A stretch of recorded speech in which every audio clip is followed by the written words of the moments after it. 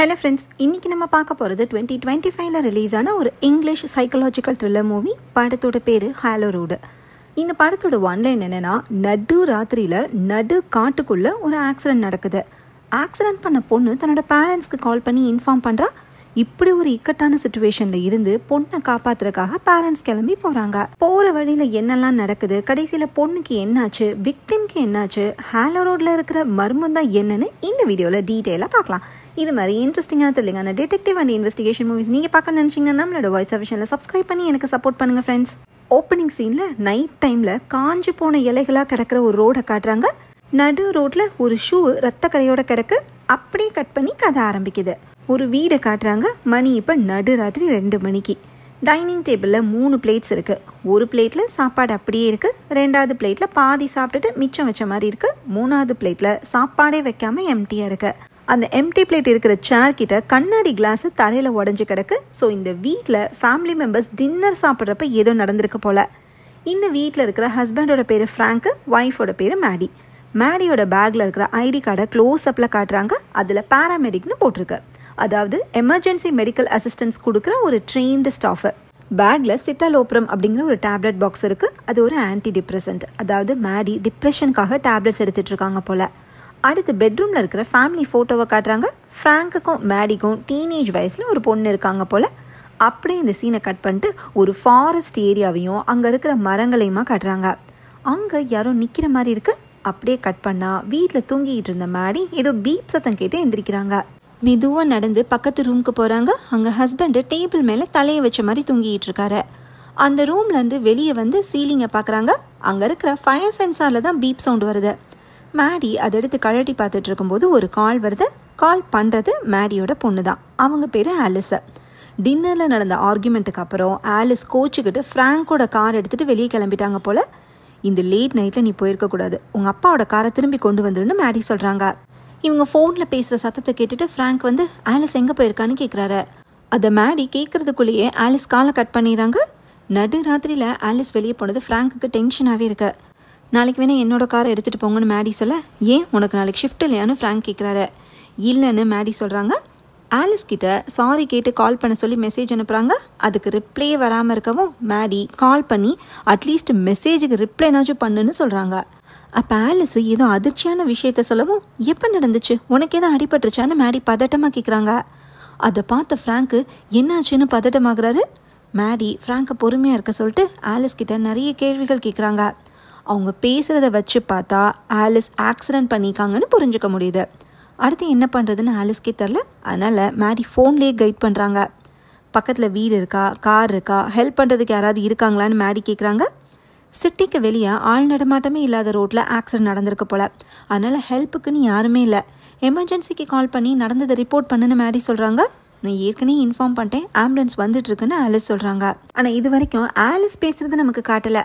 மேடி பேசுகிறத வச்சு தான் ஆலிஸ் என்ன சொல்கிறாங்கன்னு நமக்கு தெரிய வருது. மேடி ஃபோனை லவுட் ஸ்பீக்கரில் போட்டு பேசல. அதனால் ஃப்ராங்க்குக்கு என்ன நடக்குதுன்னே புரியல. ஃபோனு கொடு, நான் பேசுகிறேன்னு ஃப்ராங்க்கு சொல்லியும் மேடி அதை காதலே வாங்கல. எமர்ஜென்சி நம்பருக்கு மறுபடியும் கால் பண்ணி அந்த ஆப்ரேட்டர் கூடவே லைன்லேயே இருன்னு ஆலிஸ்க்கு மேடி அட்வைஸ் பண்ணுறாங்க. ஃப்ராங்க்கு பொறுமையை இழந்து ஃபோனை வாங்கி ஆலிஸ் கிட்ட என்ன பிரச்சனைன்னு கேட்டு தெரிஞ்சுக்கிறாரு. நானும் அம்மாவும் நீ இருக்கிற இடத்துக்கு வரோம், அது வரைக்கும் லைன்லேயே இருன்னு ஃப்ராங்க் சொல்கிறாரு. ஐயோ, அவள் ஆப்ரேட்டருக்கு கால் பண்ணதுன்னு அவங்க கைட் பண்ணுவாங்கன்னு ஆலிஸ் சொல்கிறாங்க. மேடியே ஒரு பேராமெடிக் தானே, அதனால் அவங்களே ஆலிஸை கைட் பண்ணட்டும்னு ஃப்ராங்க் நினைக்கிறாரு. ஆம்புலன்ஸ் வரதுக்கு 20 நிமிஷம் ஆகும் போல். சரி, இப்போ நீ கரெக்டாக எங்கே இருக்கன்னு மேடி கேட்க, ஹாலோ ரோட்டில் இருக்கிற ஆஷ்ஃபோக் ஃபாரஸ்ட்டுன்னு ஆலிஸ் சொல்கிறாங்க. உடனே மேடியும் ஃப்ராங்க்கும் காரில் ஏறிக்கிறாங்க. காரில் இருக்கிற நேவிகேஷன் மேப்பில் ஹாலோ ரோடுன்னு டெஸ்டினேஷனை செட் பண்ணிட்டு ஃப்ராங்க் ட்ரைவ் பண்ணுறாரு. மேடி ஃபோனை லவுட் ஸ்பீக்கரில் போட்டு நீ ஆக்சிடென்ட் பண்ணவங்களுக்கு என்ன ஆச்சுன்னு கேட்குறாங்க. அந்த பக்கம் ஆலிஸ் அழுகிற சத்தம் தான் கேட்குது. ஆலிஸ் காரை விட்டு இறங்கி போய் அவங்க ஆக்சிடென்ட் பண்ண ஆளை பார்த்துட்டாங்களா. அவள் என் வயசு பொண்ணு தானே ஆலிஸ் சொல்கிறாங்க. அந்த பொண்ணு மூச்சு பேச்சு இல்லாமல் ரத்த வெள்ளத்தில் கிடக்குறாங்க போல். ஆலிஸ்க்கு என்ன பண்ணுறதுனே புரியல. நீ முதல்ல நிதானமாக இருன்னு மேடி அட்வைஸ் பண்ணுறாங்க. அம்மா சொல்கிறத கேளு, நாங்கள் வந்துக்கிட்டே இருக்கோன்னு ஃப்ராங்க்கும் சொல்கிறாரு. ஆலிஸ்க்கு குற்ற உணர்ச்சியில் அழுகையே வருது. ஆக்சிடென்ட் ஆன விக்டிம் எந்த கண்டிஷனில் இருக்காங்கன்னு செக் பண்ணுறதுக்கு மேடி ஸ்டெப் பை ஸ்டெப்பாக ஃபோன்லேயே கைட் பண்ணுறாங்க. ஃபஸ்ட்டு மூச்சு இருக்கான்னு செக் பண்ணி பார்க்குறப்ப மூச்சே இல்லைன்னு தெரிய வருது. அதனால் சிபிஆர் ட்ரை பண்ண சொல்கிறாங்க. அதாவது 30 தடவை செஸ்ட் கம்ப்ரெஷன் பண்ணிவிட்டு 2 தடவை ரெஸ்கியூ ப்ரீத் கொடுக்கணும். இந்த ட்ரைனிங் எல்லாமே ஏற்கனவே ஆலிஸ்க்கு மேடி கொடுத்துருக்காங்க போல். நீ தைரியமான பொண்ணுன்னு மேடி மோட்டிவேட் பண்ணவும் ஆலிஸ் சிபிஆர் ட்ரை பண்ணுறாங்க. மேடி சொல்கிற மாதிரி சிபிஆர் பண்ணியுமே விக்டிம் கிட்ட அசைவே இல்லைன்னு ஆலிஸ் சொல்கிறாங்க. ஒருவேளை உயிர் போயிடுச்சோன்னு ஃப்ராங்க்குக்கு டவுட் வருது. பேராமெடிக் வர வரைக்கும் சிபிஆர் ரிப்பீட் பண்ணிட்டே இருன்னு மேடி சொல்கிறாங்க. ஆனால் ஆலிஸ்க்கு அழுகையாக வந்துக்கிட்டே இருக்கு. மேடி விடாமல் பண்ண சொல்லி கம்பல் பண்ணுறாங்க. சரின்னு ஆலிஸ் செஸ்ட் கம்ப்ரெஸ் பண்ணிக்கிட்டே இருக்கிறப்ப இது நுறுங்குற சத்தம் கேட்குது. என்னாச்சுன்னு ஃப்ராங்க்கு பதட்டமாகறாரு. ஒருவேளை ரிப்கேஜ் ஃப்ராக்சர் ஆயிருக்கும், இது சகஜம்தான்னு மேடி சொல்கிறாங்க. ஆனால் ஃப்ராங்க்குக்கு இது சரியாக படலை. ஆலிஸை காருக்கு திரும்பி போக சொல்கிறாரு. இல்லை வேண்டாம், நீ சிபிஆரை கண்டினியூ பண்ணுன்னு மேடி சொல்கிறாங்க. இதில் ஃப்ராங்க்குக்கும் மேடிக்கும் ஆர்குமெண்ட் ஆகுது. விக்டிமை விட்டுட்டு ஆம்புலன்ஸ் வர்ற வரைக்கும் கார்லேயே உட்காருன்னு ஃப்ராங்க் ஸ்ட்ரிக்டாக சொல்லிடுறாரு. ஏன்னா ஏற்கனவே பயந்து போயிருக்கிற ஆலிஸ் ஸ்ட்ரெஸ் ஆகிறத ஃப்ராங்க் விரும்பல. ஃபோனில் ஆலிஸ் தீம்பி அழுகிற சவுண்டு கேட்குது. விக்டிம் இறந்து போயிருந்தா அதுக்கு நம்ம ஒன்றும் பண்ண முடியாதுன்னு மேடியை ஃப்ராங்க் சமாதானப்படுத்துகிறாரு.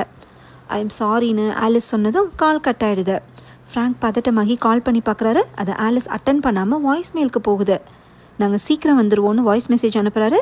கார் மேப்பில் ஹாலோ ரோடுக்கு இன்னும் 35 மைல்ஸ் இருக்குது. ஸோ அங்கே ரீச் பண்ணுறதுக்கு 39 நிமிஷம் ஆகும்னு காட்டுது. ஃப்ராங்க் முடிஞ்ச வரைக்கும் வேகமாக ஓட்டிகிட்டு போகிறாரு. இந்நேரம் ஆலிஸோட லொக்கேஷனுக்கு ஆம்புலன்ஸ் போயிருக்குமான்னு ஃப்ராங்க் கேட்க, யூஸ்வலாக பேராமெடிக் ரெஸ்பான்ஸ் பண்ணுறதுக்கு 15 மினிட்ஸ் ஆகும்னு மேடி சொல்கிறாங்க. டென்ஷன் தாங்காமல் சிகரெட் எடுத்து ஸ்மோக் பண்ணுறாங்க. கொஞ்ச நாளாக ஸ்மோக்கிங்கை விட்டுருந்தாங்க போல். விக்டிம்க்கு சிபிஆர் கொடுத்தும் காப்பாற்ற முடியாதது மேடிக்கு வருத்தமாக இருக்குன்னு ஃப்ராங்க் புரிஞ்சுக்கிறாரு. இறந்து போன பொண்ணை விட நம்ம பொண்ணு தான் முக்கியம்னு ஃப்ராங்க் சொல்ல, அவங்க 2 பேரும் ஒன்று தானே மேடி சொல்கிறாங்க. ஆலிஸ்க்கு மேடியை கைட் பண்ணட்டும்னு ஃப்ராங்க் தானே சொன்னார். அப்படி பண்ணாமல் எமர்ஜென்சி ஆப்ரேட்டர்கிட்ட ஆலிஸ் பேசியிருக்கணும்னு மேடி நினைக்கிறாங்க.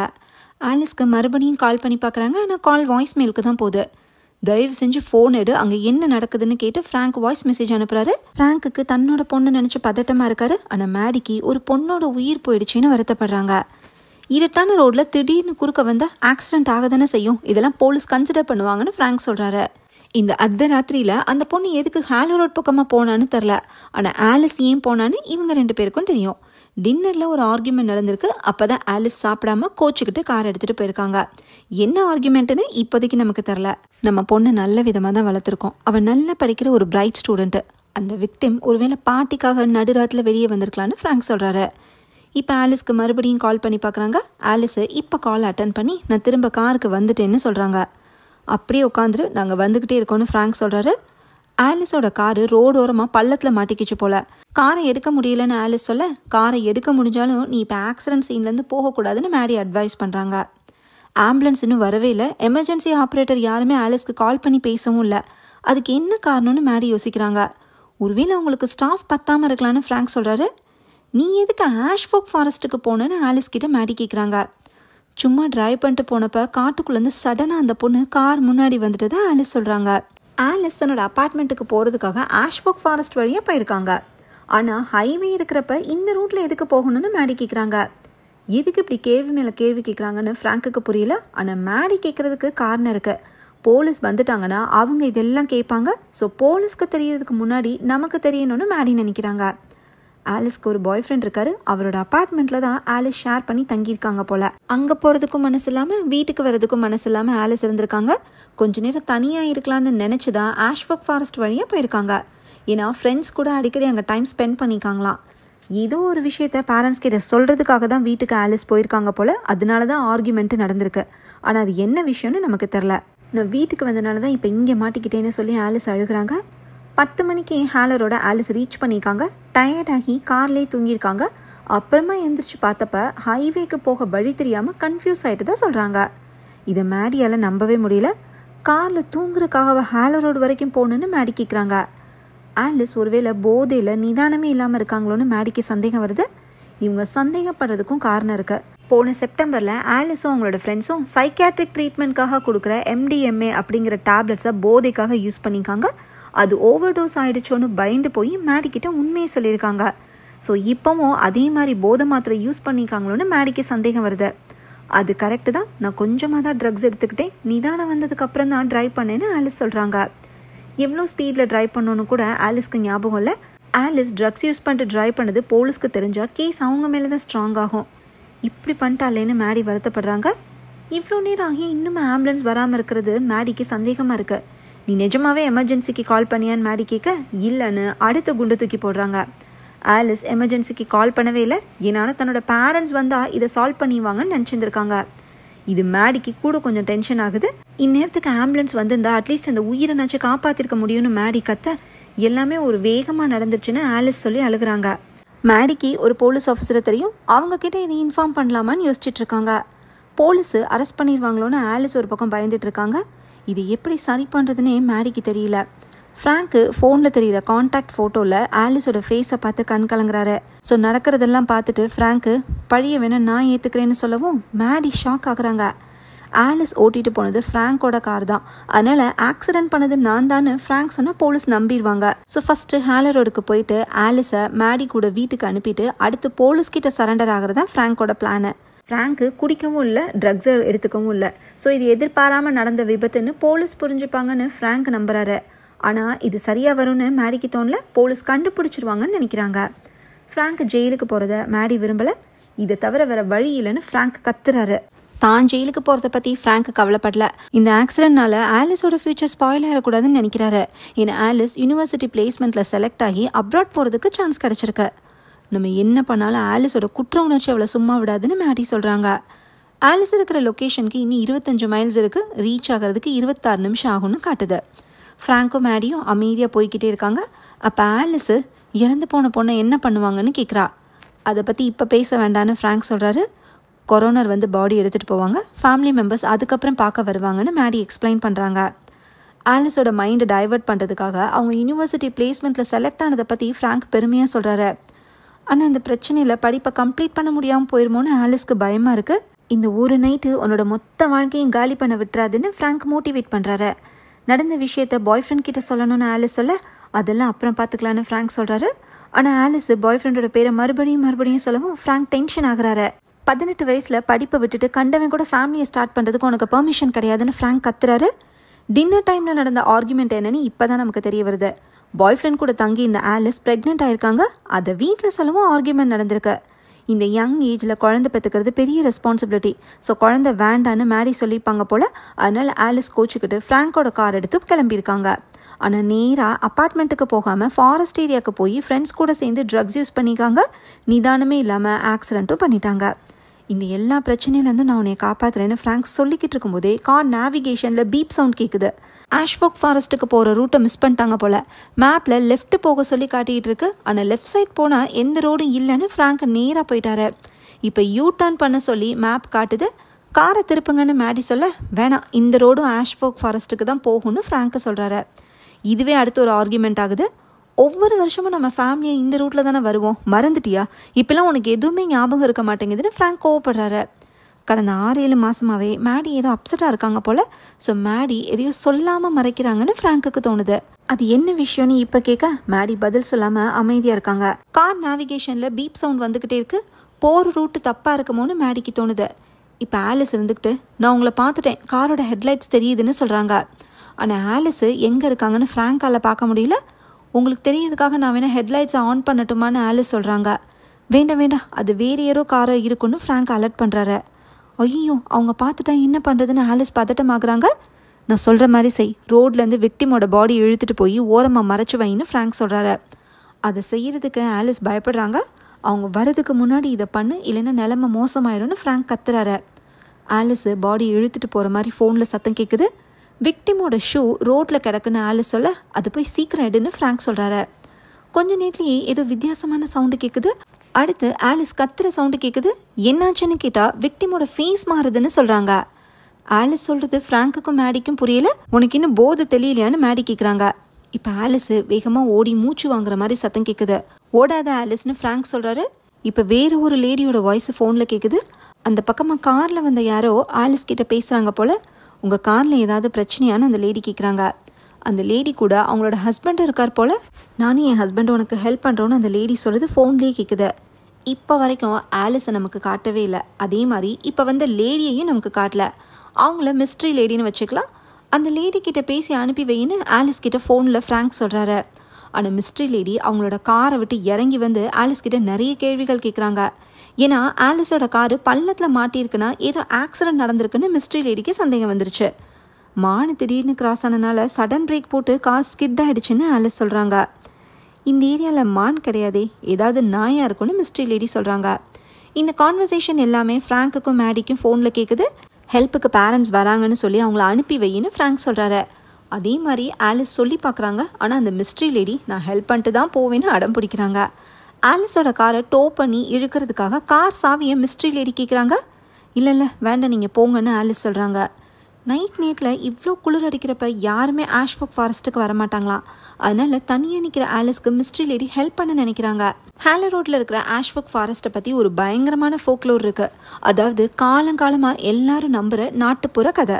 பழங்காலத்தில் பாகன்ஸ் அப்படிங்கிற ஒரு ரிலீஜியன்ஸ் குரூப்பை சேர்ந்தவங்க இந்த காட்டுக்குள்ளே இருக்கிற ஃபேரிஸ்க்கு பூஜை பண்ணுவாங்களாம்.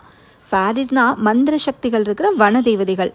அப்படிப்பட்ட அந்த புனிதமான இடத்துக்கு இப்போ யங்ஸ்டர்ஸ்லாம் வந்து ஆட்டம் போட்டுட்ருக்காங்கன்னு மிஸ்ட்ரி லேடி வருத்தமாக சொல்கிறாங்க. ஆலிஸோட கண்களை பார்த்தாலே அவங்க ட்ரக்ஸ் எடுத்துருக்கதா மிஸ்ட்ரி லேடி கண்டுபிடிக்கிறாங்க. இவ்வளோ நேரம் அன்பாக பேசின மிஸ்ட்ரி லேடியோட டோனு கொஞ்சம் கொஞ்சமாக மாறுது. ட்ரக் யூஸ் பண்ணி தான் காரை கிராஷ் பண்ணியா, அத்தாரிட்டிஸ்க்கு இன்ஃபார்ம் பண்ணவான்னு மிரட்டுறாங்க. ஆலிஸ் பயந்து அழுதுகிட்டே சாரின்னு சொல்ல, எதுக்கு சாரின்னு மிஸ்ட்ரி லேடி கேட்குறாங்க. நான் வேணும்னே பண்ணலன்னு சொல்லி ஆலிஸ் அழுகிறாங்க. எல்லாத்தையும் லிசன் பண்ணிக்கிட்டு இருந்த மேடி ஃபோனை ஸ்பீக்கரில் போடு, அவங்கக்கிட்ட நான் பேசிக்கிறேன்னு ஆலிஸ் கிட்ட சொல்கிறாங்க. அம்மா லைனில் இருக்காங்கன்னு சொல்லி ஆலிஸ் ஃபோனை ஸ்பீக்கரில் போடுறாங்க. மேடி ஹலோன்னு சொன்னதும் நீங்கள் தான் இந்த பொண்ணோட அம்மாவான்னு மிஸ்ட்ரி லேடி கேட்குறாங்க. ஆமாம், நானும் என் ஹஸ்பண்டும் கொஞ்ச நேரத்தில் அங்கே வந்துடுவோம், நீங்கள் ஹெல்ப் பண்ணதுக்கு நன்றி, நீங்கள் இப்போ போகலான்னு மேடி சொல்கிறாங்க. ஆனால் மிஸ்ட்ரி லேடி போகிற மாதிரியே தெரில. ஆலிஸ் டெட் பாடியை மறைச்சி வச்சுக்கிறதுக்காக ரோடு ஓரமாக புதருக்குள்ளே போனாங்கல்ல, அவங்க பதட்டமாக வெளியே வந்ததை மிஸ்ட்ரி லேடி பார்த்துட்டு தான் காரை நிறுத்தியிருக்காங்க போல். நீ புதருக்குள்ளே என்ன பண்ணிகிட்டு இருந்தேன்னு அடுத்து கேட்குறாங்க. இந்த லேடி இப்போதைக்குள்ளே நகராது போலேன்னு நினச்ச மேடி, நீங்கள் என் பொண்ணை தொந்தரவு பண்ணாமல் உங்கள் காரில் ஏறி கிளம்புங்கன்னு சொல்கிறாங்க. சரின்னு மிஸ்ட்ரி லேடி கிளம்புறப்ப ஆலிஸோட ஷர்ட்டில் ரத்தக்கரையை பார்த்துட்டு அதை பற்றி கேட்குறாங்க. கார் ஸ்கிட்டானப்போ லேசாக அடிபட்டுருச்சுன்னு சொல்லி ஆலிஸ் சமாளிக்கிறாங்க. அப்படியா, சரி மருந்து போட்டுக்கன்னு சொல்லிட்டு அந்த மிஸ்ட்ரி லேடியும் ஹஸ்பண்டும் கிளம்புறாங்க. அவங்களோட கார் கிளம்புற சத்தம் கேட்டதுக்கு அப்புறம் தான் மேடிக்கு நிம்மதியாகவே இருக்கு. நீ உன்னோட காருக்கு போய் லாக் பண்ணிக்கன்னு மேடி சொல்லவும் அதே மாதிரி ஆலிஸ் செய்கிறாங்க. போயிட்டாங்கன்னு நினச்ச மிஸ்ட்ரி லேடி டெட் பாடியை மறைச்சி வச்ச ஸ்பாட்டுக்கிட்ட காரை நிறுத்தி பார்க்குறாங்க. அதை பார்த்த ஆலிஸ் பதட்டமாகறாங்க. இப்போ என்ன பண்ணுறதுன்னு ஆலிஸ் கேட்க, காருக்குள்ளே இரு, நான் போலீஸ்க்கு கால் பண்ணுறேன்னு மேடி சொல்கிறாங்க. ஆலிஸ் பயத்தில் காரை ஸ்டார்ட் பண்ணி எஸ்கேப் ஆக ட்ரை பண்ணுறாங்க. ஆனால் காரு பள்ளத்தில் ஸ்டக் ஆனனால மூவ் ஆகலை. நீ இப்போ அங்கேருந்து தப்பிச்சு போகிறது சரியாக இருக்காது, போலீஸ் வரட்டுன்னு மேடி சொல்லியுமே ஆலிஸ் அதை காதலே வாங்கலை. என்ஜினை ஆஃப் பண்ணுன்னு மேடி கெஞ்சுறாங்க. அப்போ மிஸ்ட்ரி லேடி ஆலிஸோட கார்கிட்ட வந்து நீ முதல்ல வெளியே வான்னு கூப்பிட்றாங்க. நீங்கள் போங்கன்னு ஆலிஸ் கத்துறாங்க. நாங்கள் அந்த பொண்ணை பார்த்துட்டோம், எங்களுக்கு எல்லாம் தெரியும்னு மிஸ்ட்ரி லேடி சொல்கிறாங்க. ஸோ ஆலிஸ் ஒரு பொண்ணை ஆக்சிடென்ட் பண்ணி சாகடிச்சதை கண்டுபிடிச்சிட்டாங்க போல். ஆலிஸ்க்கு பயத்தில் என்ன பண்ணுறேன்னே தெரியாமல் ஆக்சலரேட்டர் அமுக்கிக்கிட்டே இருக்காங்க. ஆனால் கார் நகரவே இல்லை. ஆலிஸ் ரொம்ப பேனிக் ஆகிருக்காங்கன்றதை புரிஞ்சுக்கிட்ட மேடி, உனக்கு நாங்கள் இருக்கோம், எதுவாக இருந்தாலும் நம்ம ஃபேஸ் பண்ணுவோம், நீ பொறுமையாக இருன்னு சொல்கிறாங்க. இப்போ ஃபோனில் கண்ணாடி உடையிற சத்தமும் ஆலிஸ் கத்துற சத்தமும் கேட்குது. மிஸ்ட்ரி லேடி கார் கண்ணாடியை உடச்சிட்டாங்க போல். என்ன தொடாதன்னு ஆலிஸ் கத்துறாங்க. அது கேட்டு ஃப்ராங்க் டென்ஷன் ஆகி என் பொண்ணு மேலே கையை வைக்காதன்னு கத்துறாரு. அப்படியே கால் கட் ஆகிடுது. மேடி கால் பண்ணி பார்த்தா ரிங் போகுது, ஆனால் யாருமே அட்டன் பண்ணல. போலீஸ்க்கு கால் பண்ணுவோன்னு மேடி சொல்ல, வேணாம் ஃபஸ்ட்டு நம்ம பொண்ணு ஓகேயான்னு தெரிஞ்சுக்கலான்னு ஃப்ராங்க் சொல்கிறாரு. அதனால் ஆலிஸ்க்கு மறுபடியும் கால் பண்ணுறாங்க. இப்போ மிஸ்ட்ரி லேடி கால் அட்டன் பண்ணி உங்கள் பொண்ணு ஆக்சிடென்ட் பண்ணதை பற்றி உங்களுக்கு தெரியும் போலேன்னு சொல்கிறாங்க. ஆலிஸ் எங்கன்னு மேடி கேட்க, அவள் காரில் பத்திரமா இருக்கான்னு மிஸ்ட்ரி லேடி சொல்கிறாங்க. கார் சாவியை எடுக்க தான் கண்ணாடியை உடைச்சாங்களா, அவகிட்ட முதல்ல ஃபோனை கொடுங்கன்னு மேடி சொல்லவும் அவள் ஷாக்கில் இருக்கான்னு மிஸ்ட்ரி லேடி சொல்கிறாங்க.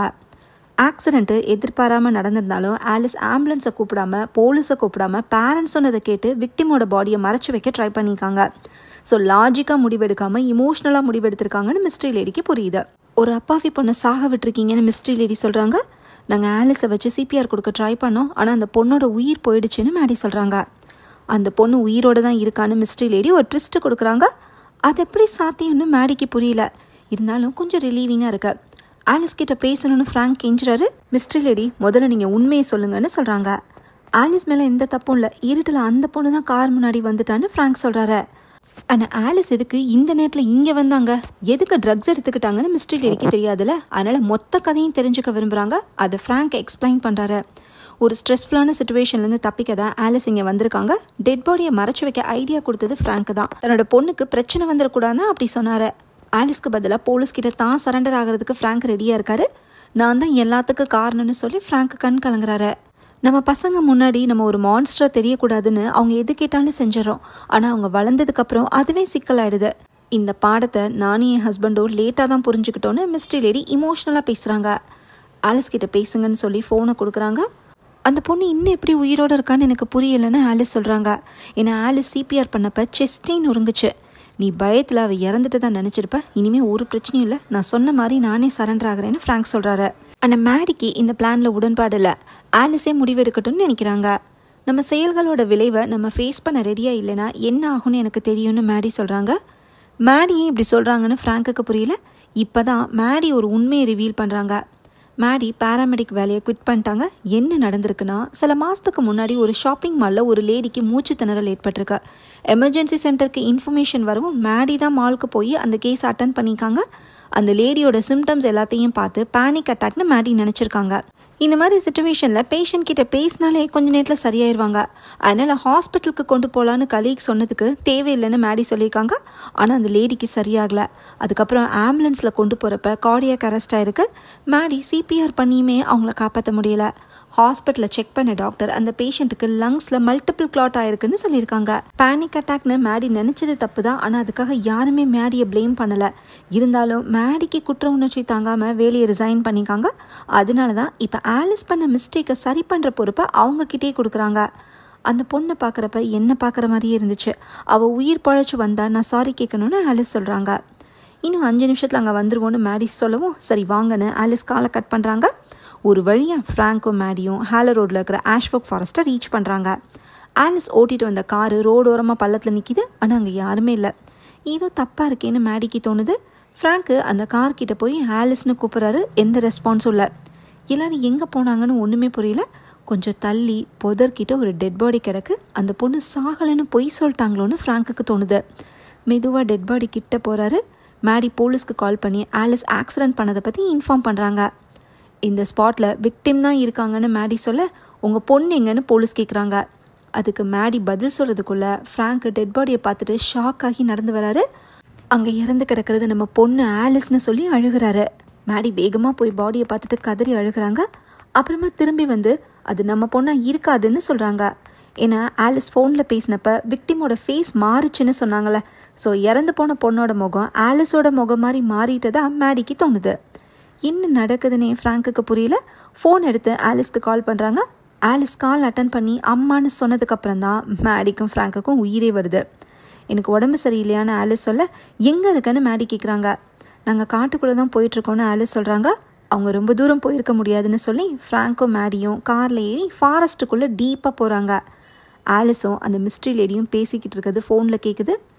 நம்ம இப்போ எங்கே இருக்கோம், அந்த பொண்ணு ஓகேவான்னு ஆலிஸ் கேட்க அந்த பொண்ணு செத்துட்டான்னு மிஸ்ட்ரி லேடி சொல்கிறாங்க. ஆலிஸ்க்கு ஒன்றுமே புரியல. என் பேரண்ட்ஸ் எங்கன்னு கேட்டு அழுகிறாங்க. இனிமேல் நாங்கள் தான் உன் பேரண்ட்ஸ். நீ பண்ண பாவத்துலேருந்து உன்னை விடுவிக்கிற தகுதி உன்னோட பேரண்ட்ஸ்க்கு இல்லை. இப்போ உனக்காக நாங்கள் இருக்கோம். உனக்கு முன்னாடி வேறு ஒரு குழந்தைக்காக வந்தோம், அதுக்கு முன்னாடி இன்னொரு குழந்தைக்காக இங்கே வந்தோன்னு மிஸ்ட்ரி லேடி சொல்கிறாங்க. ஆலிஸை அந்த மிஸ்ட்ரி லேடி கடத்திட்டு போயிட்டாங்கன்னு தெரியுது. ஆனால் அவங்க யார் எதுக்காகன்னு ஒன்றுமே புரியல. மேடி காரை ஸ்பீடாக இன்க்ரீஸ் பண்ணி வேகமாக ஓட்டிகிட்டு போகிறாங்க. ஒரு இடத்துல ரோடு 2ஆக பிரியுது. இப்போ நம்ம எந்த வழியில் போகிறதுன்னு ஃப்ராங்க் கேட்குறாரு. மேடி யோசிச்சுட்டே லெஃப்ட் சைடு ரோட்டில் காரை திருப்புறாங்க. தூரத்தில் ரெட் கலர் லைட் மாதிரி தெரியவும் அது அவங்களோட காராக தான் இருக்குன்னு நினச்சி வேகமாக போகிறாங்க. எந்த பிரச்சனை வந்தாலும் பிள்ளைங்களை காப்பாற்றணும்னு நினைக்கிறதா எல்லா பேரண்ட்ஸுக்கும் இருக்கிற ஒரு பேசிக் இன்ஸ்டிங்க்ட். உன் பேரண்ட்ஸால் எவ்வளோ தூரம் போக முடியும்னு மிஸ்ட்ரி லேடி ஆலிஸ் கிட்ட கேட்குறாங்க. இப்போ மேடி ட்ரைவ் பண்ணிட்டு போகிற ரோடு ஒரு முடிவே இல்லாமல் போய்கிட்டே இருக்கு. சடனாக ஒரு போலீஸ்காரு ரோடை மறைச்சி நிற்கிது. ஃப்ராங்க் இறங்கி போய் வழி விடுங்க, நாங்கள் போகணும்னு கத்துறாரு. ஆனால் யாருமே வெளியே வரல. ஃபோனில் ஆலிஸ் அழுகிற சத்தம் மட்டும் கேட்குது. என்னை விட்டுருன்னு கெஞ்சுறாங்க. இதை சரி பண்ண எனக்கு ஒரு சான்ஸ் கொடுங்கன்னு மிஸ்ட்ரி லேடிக்கிட்ட மேடியும் கெஞ்சுறாங்க. இட்ஸ் டூ லேட்னு மிஸ்ட்ரி லேடி சொல்கிறாங்க. தான் ப்ரெக்னெண்ட்டாக இருக்கதா ஆலிஸ் சொல்ல அப்படியே உன் குழந்தையும் நாங்கள் சரி பண்ணுறோன்னு மிஸ்ட்ரி லேடி சொல்கிறாங்க. அதை கேட்டு ஆலிஸ் பயங்கரமாக கத்துறதோட கால் கட் ஆகுது. மறுபடியும் கால் பண்ணி பார்த்தா எந்த ரெஸ்பான்ஸும் இல்லை.